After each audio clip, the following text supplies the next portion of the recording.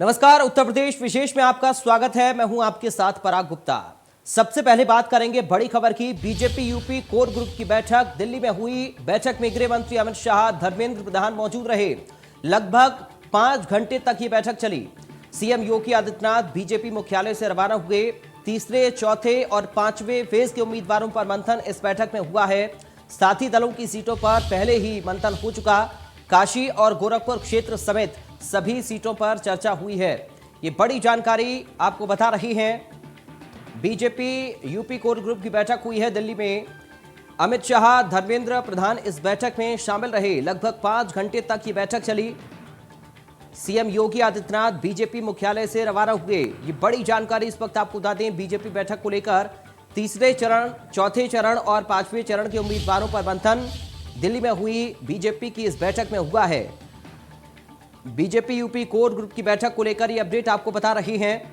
बैठक में गृह मंत्री अमित शाह, धर्मेंद्र प्रधान मौजूद रहे हैं। उम्मीदवारों पर मंथन इस बैठक में हुआ है। ये बड़ी बैठक दिल्ली में हुई है। बीजेपी यूपी कोर ग्रुप की बैठक जिसमें अमित शाह, धर्मेंद्र प्रधान शामिल हुए। बीजेपी यूपी कोर ग्रुप की बैठक को लेकर ये बड़ा अपडेट आपको बता रहे हैं। लगभग 5 घंटे तक ये बैठक चली है। 5 घंटे तक मंथन बीजेपी की इस बैठक में हुआ है। भारतीय जनता पार्टी की बैठक दिल्ली में हुई है। बीजेपी यूपी कोर ग्रुप की बैठक में मंथन हुआ है। लगभग 5 घंटे तक ये बैठक चली है। उम्मीदवारों को लेकर मंथन हुआ है।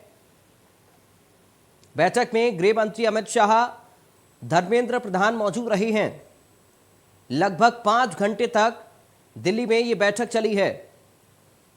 मुख्यमंत्री योगी आदित्यनाथ बीजेपी मुख्यालय से रवाना हुए। काशी और गोरखपुर क्षेत्र समेत सभी सीटों पर चर्चा इस बैठक में हुई है।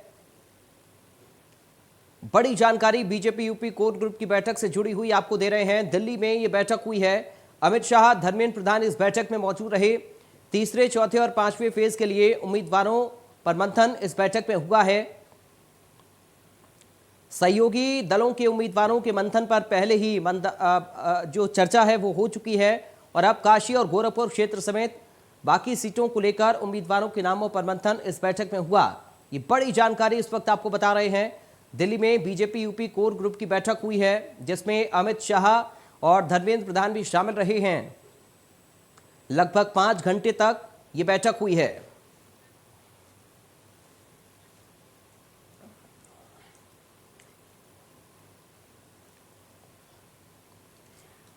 और अब यूपी में कोरोना का अपडेट आपको बता दें। उत्तर प्रदेश में कोरोना मरीजों के आंकड़े जारी हुए हैं। प्रदेश में बीते 24 घंटे में 14,803 नए मरीज मिले हैं। प्रदेश में एक्टिव केस की संख्या 1 लाख के पार है। प्रदेश भर में कोरोना की 1,01,114 एक्टिव केस हैं। राजधानी लखनऊ में 2,173 नए कोरोना मरीजों की पुष्टि हुई है। तो प्रदेश में कोरोना का ये ताज़ा अपडेट इस वक्त आपको बता रहे हैं। प्रदेश भर में कोरोना के 1,01,114 एक्टिव केस हैं। ये बड़ी जानकारी इस वक्त आपको बता रहे हैं। राजधानी लखनऊ में 2,173 नए कोरोना के मरीज पाए गए हैं। उत्तर प्रदेश में कोरोना मरीजों का आंकड़ा जारी हुआ है। ये ताज़ा अपडेट 24 घंटे का आपको बता रहे हैं। 14,803 मरीज उत्तर प्रदेश में दर्ज किए गए हैं कोरोना के। प्रदेश में एक्टिव केस की संख्या 1 लाख के पार है। 1,01,114 एक्टिव केस इस वक्त उत्तर प्रदेश में है कोरोना के। और राजधानी लखनऊ में 2,173 नए मरीजों की पुष्टि हुई है। और इटावा से अब बड़ी खबर की बात करेंगे जहां पर विधायक सरिता भदौरिया के खिलाफ संगठन है। बीजेपी जिला संगठन ने धर्मेंद्र प्रधान को चिट्ठी लिखी है। इटावा सदर से टिकट ना देने की गुजारिश की है। इटावा सदर से विधायक हैं सरिता भदौरिया और उनको दोबारा टिकट ना देने की गुजारिश इस चिट्ठी में की गई है। ये बड़ी जानकारी इस वक्त आपको बता रहे हैं। बड़ी खबर इटावा से विधायक सरिता भदौरिया के खिलाफ संगठन है और चिट्ठी लिखी गई है। इटावा सदर से विधायक हैं सरिता भदौरिया जिनको टिकट ना देने की गुजारिश इस चिट्ठी में की गई है। विधायक सरिता भदौरिया के खिलाफ संगठन ने एक चिट्ठी लिखी है। बीजेपी जिला संगठन ने धर्मेंद्र प्रधान को ये चिट्ठी लिखी है और सरिता भदौरिया को टिकट ना देने की गुजारिश इस चिट्ठी में बीजेपी के जिला संगठन ने की है। ये बड़ी खबर आपको बता रहे हैं। इटावा से बड़ी जानकारी है। इटावा से विधायक इस वक्त हैं, इटावा सदर से विधायक हैं सरिता भदौरिया जिनके खिलाफ बीजेपी के जिला संगठन ने धर्मेंद्र प्रधान को एक चिट्ठी लिखी है और इसमें गुजारिश की है कि सरिता भदौरिया को दोबारा से टिकट ना दिया जाए। ये बड़ी जानकारी इस वक्त आपको बता रहे हैं। सरिता भदौरिया के खिलाफ बीजेपी का जिला संगठन है और बीजेपी के इटावा के संगठन ने चिट्ठी लिखी है धर्मेंद्र प्रधान को सरिता भदौरिया के खिलाफ। इस चिट्ठी में ये गुजारिश की गई है कि सरिता भदौरिया को टिकट ना दिया जाए। ये बड़ी जानकारी इस वक्त आपको बता रहे हैं। बड़ी और अहम खबर इटावा से बड़ी जानकारी। विधायक सरिता भदौरिया के खिलाफ संगठन ने एक चिट्ठी धर्मेंद्र प्रधान को लिखी। जिला संगठन जिसने चिट्ठी धर्मेंद्र प्रधान को लिखी है, इटावा सदर से विधायक सरिता भदौरिया को टिकट ना देने की गुजारिश जिला संगठन ने इस चिट्ठी में की है। ये बड़ी जानकारी इस वक्त आपको बता रहे हैं। बीजेपी के इटावा के जिला संगठन ने ये चिट्ठी धर्मेंद्र प्रधान को लिखी और सरिता भदौरिया जो कि अभी विधायक हैं इटावा सदर से, उनको टिकट ना देने की गुजारिश की है। इस चिट्ठी में बीजेपी के जिला संगठन ने बड़ी खबर इस वक्त आपको बता रहे हैं। इटावा से बड़ी जानकारी है। इटावा सदर से विधायक सरिता भदौरिया के खिलाफ बीजेपी के जिला संगठन ने ये चिट्ठी लिखी है और उनको टिकट ना देने की गुजारिश की है।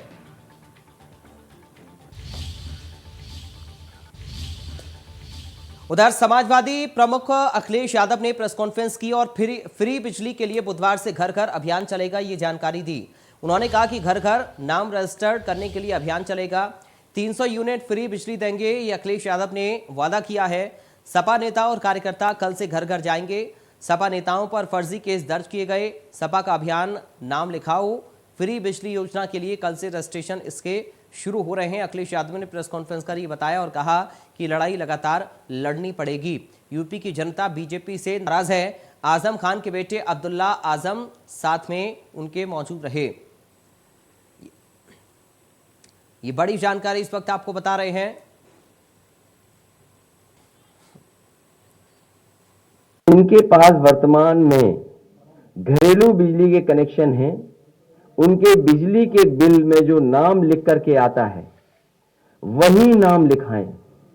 समाजवादी पार्टी कल से इसका अभियान चलाने जा रही है कि 300 यूनिट जो लोग चाहते हैं उन्हें फ्री मिले, उनके लिए नाम रजिस्टर करने का काम, फॉर्म भरने का काम कल से इस अभियान को समाजवादी पार्टी शुरू कर रही है। इसीलिए मेरी अपील है, जिनके पास वर्तमान में घरेलू बिजली के कनेक्शन हैं, उनके बिजली के बिल में जो नाम लिख करके आता है वही नाम लिखवाएं। डेमोक्रेसी में और इलेक्शन कैंपेन में जो आप अपना मुद्दा है वो लेकर के जा रहे हैं, तो इस मुद्दे को हम जनता के बीच में और घर घर जाना चाहते हैं। हमारे प्रत्याशी आज कैसे प्रचार करेंगे जहां इतने नियमों का पालन करना है, बड़ी बड़ी रैलियां नहीं हो पा रही हैं। हमारी कोशिश है कि जैसे ही पाबंदियां हटें, नियम बदलें, मैं समाजवादी विजय रथ की अनुमति मांगूं और खाली अकेले ही चलना पड़े उसके लिए भी अनुमति मांगूंगा। लेकिन जब तक नियम वही हैं, नियम जब पुराने हैं, जो चुनाव आयोग ने नियम बनाए हैं उनका पालन करते हुए समाजवादी पार्टी के प्रत्याशी, समाजवादी पार्टी के कार्यकर्ता और जो लोग हैं, अगर 300 यूनिट मुफ्त पाना चाहते हैं तो फॉर्म भरवाएं, अपना नाम लिखवाएं।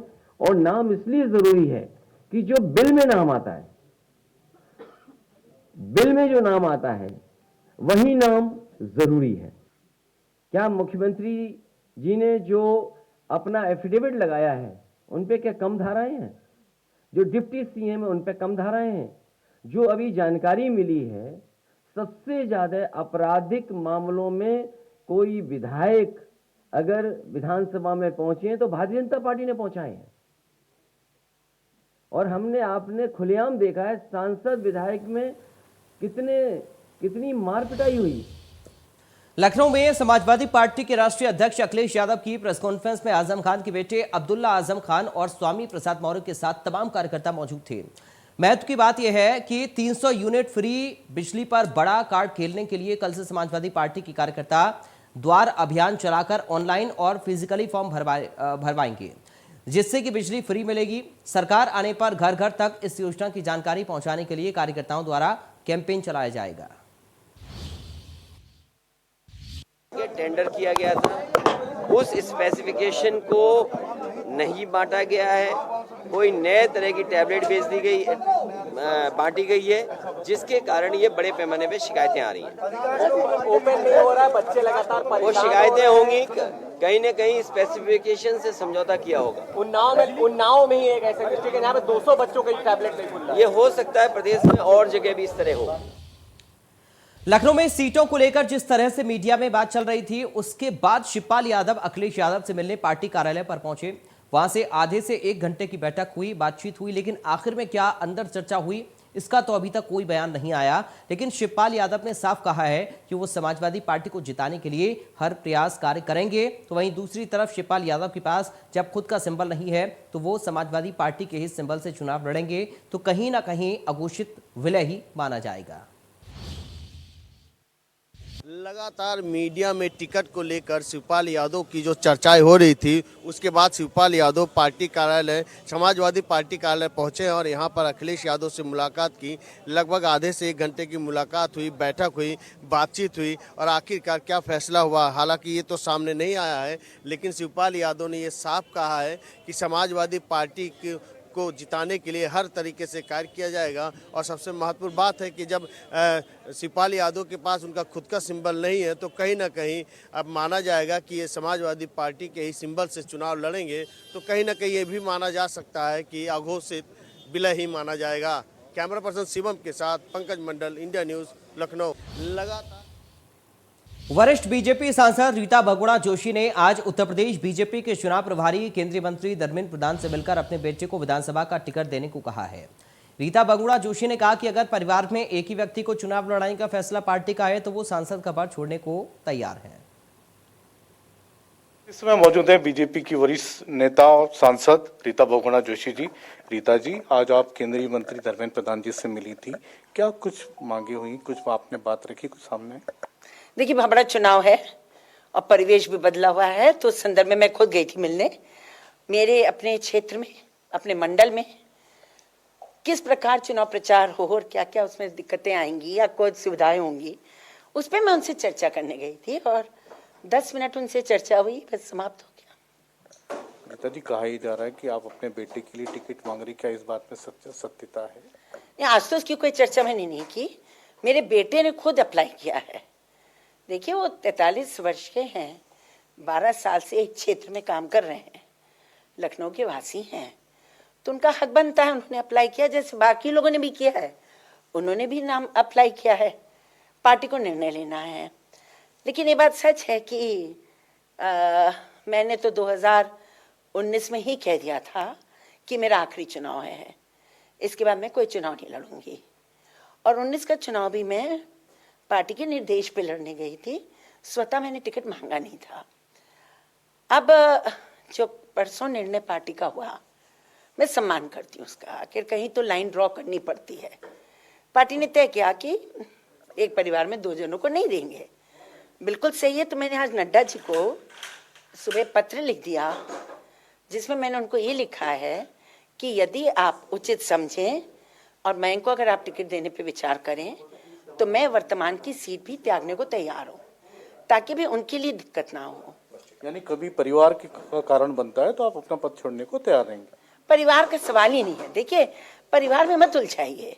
मुझसे लोग कह रहे हैं इनको मिला, उनको मिला, उनको मिला, ये प्रश्न नहीं है। अगर कोई योग्य है और मांग रहा है तो उसका अधिकार है मांगने का, और पार्टी का डिसीजन फाइनल है।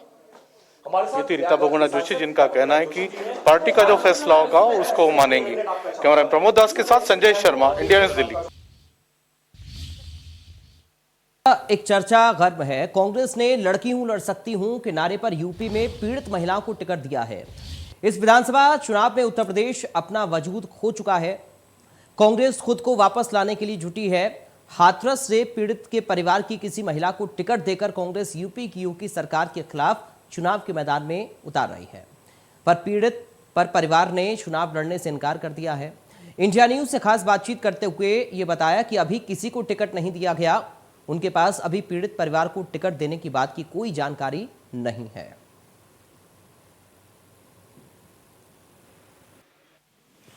हाथरस बहुचर्चित मामले को लेकर कह सकते हैं कि जो कांग्रेस पार्टी है, वहीं प्रियंका गांधी ने कहा है मैं लड़की हूं, लड़ सकती हूं। उसके लिए पूरे हाथरस के अंदर एक चर्चा का विषय बना हुआ है कि पीड़ित परिवार को एक को टिकट दी गई है, वहीं ना पीड़िता को जो टिकट दी गई है, वहीं हाथरस में टिकट दी गई। वहीं कहा जा रहा है कि परिवार नहीं चाहता कि चुनाव लड़े। हमारे साथ, हम आवास पे हैं, हमारे साथ में सत्येंद्र हैं, पीड़िता के भाई। इनसे जानते हैं क्या है टिकट और क्या इनका इरादा है, चुनाव क्यों लड़ना नहीं चाहते। कि सर, एक चर्चा है कि आपको टिकट दिया गया लेकिन आपने इनकार कर दिया, ऐसा कुछ है? देखिए, पहली बात तो हमारा जो केस है अभी चल रहा है और अभी पूरी तरह से अभी फाइनल पे भी नहीं है, अभी तो गवाही पे चल रहा है। और उन्नाव केस की बात करते हैं, उन्नाव केस के जो पीड़िता है उनका तो केस फाइनल हो चुका है और जो आरोपी है उसको सजा भी हो चुकी है, और तो वो तो फ्री है। हम लोग तो अभी न्याय की उम्मीद में लगे पड़े हैं। तो हमारा तो सबसे पहले मोटिव तो यही है कि हमारा सबसे पहले न्याय मिलना चाहिए। उसका जो देखा जाएगा, पार्टी की बात है, पार्टी कोई भी हो, कांग्रेस हो, कोई भी हो, बस हम सबका हम लोग स्वागत करते हैं। उन्होंने हमको इस चीज़ के लिए लायक समझा, पर यह कि हम लोग जब तक न्याय नहीं मिलेगा जब तक कोई हम लोग कार्य नहीं कर सकते हैं। ये सबसे बड़ा जो बात है, ये हम लोग न्याय है। जब तक न्याय नहीं मिलेगा जब तक कोई हम लोग कुछ नहीं करेंगे। अभी क्या मांगे हैं आपकी? कुछ मांगे भी थी आपकी? मांगे हमारी तो पहले भी थी कि हमारा जो केस था वो ट्रांसफ़र किया जाए सुप्रीम कोर्ट में, और जो भी कुछ है रहने सहने के लिए वो भी व्यवस्था की जाए, जो भी सीएम ने वादे करे थे अभी तक वो पूरे नहीं किए गए हैं। और नौकरी की बात थी और आवास की बात, वो अभी तक नहीं पूरी किया गया है।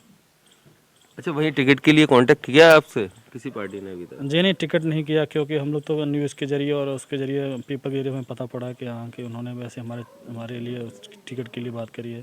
पर हम सबका हम स्वागत करते हैं कि हम लोग इन्होंने सारा लायक समझा, पर हमें पहले न्याय की उम्मीद है। न्याय के हम लोग पहले देखना चाहते हैं अपनी बहस केस।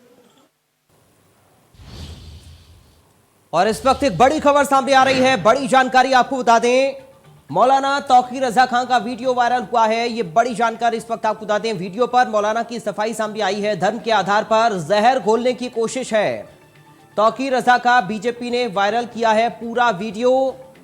बड़ी जानकारी इस वक्त आपको बता रहे हैं। मौलाना तौकीर रजा ने वीडियो पर सफाई दी है। कहा कि मेरे बयान को तोड़ मरोड़ कर पेश किया जा रहा। आचार तो समाजवादी जब सत्ता में थी, मैंने तब उनसे इस्तीफा दिया था। मैं बाकी नेताओं की तरह नहीं हूं कि सत्ता का लाभ उठाइए और फिर बदल जाइए। हम उसूलों की राजनीति करते हैं, लालच वाली राजनीति हमारी नहीं है। अभी जैसे आपने देखा कि कितने भारतीय जनता पार्टी के मंत्री और कितने एमएलए पाला बदल के आए हैं, 5 साल तक सरकार का मजा लेते रहे, और आचार संहिता लगने के बाद उन्होंने ये जो फैसला लिया, ये उनकी मानसिकता दर्शाता है कि वो सिर्फ सत्ता लोभी है, सत्ता के लोभी है। दूसरी बात ये कि मुलायम सिंह को एक फोटो वायरल हुआ था, आप लोगों ने भी देखा होगा कि मोहन भागवत जी के पास बैठे हुए मुलायम सिंह पूरी सेटिंग करके आए हैं कि जो काम योगी आदित्यनाथ नहीं कर सके हैं या जो काम बाकी रह गए हैं, वो मेरा बेटा अखिलेश यादव करेगा। इसीलिए आरएसएस ने इन मंत्रियों को और इन एमएलए को उधर शिफ्ट कराया है। ये खुद नहीं गए हैं, इनको भेजा गया है। तो फिलहाल उत्तर प्रदेश विशेष में अभी के लिए मेरे साथ इतना ही। बाकी खबरों के लिए आप बने रहिए। नमस्कार।